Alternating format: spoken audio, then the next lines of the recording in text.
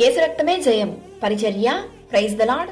December 15వ తేదీ 2023.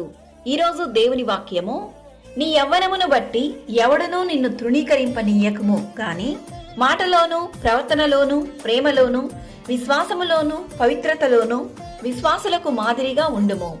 1 Timothy 4వ అధ్యాయం 12వ వాక్యము. పాపులను రక్షించుటకు క్రీస్తు యేసు లోకమునకు వచ్చినను వాక్యము నమ్మదగినదియు పూర్ణాంగీకారములకు యోగ్యమైనదియు నయ్యున్నది.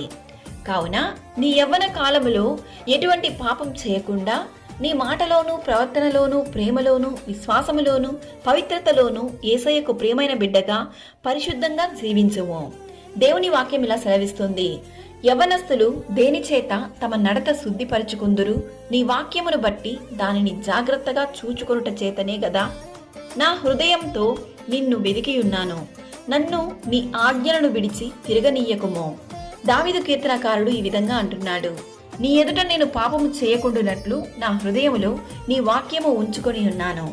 యెహోవా యందు భయభక్తులు కలిగి ఉండుట మనుషులు చెడుతనము నుండి తొలగిపోవుదురు.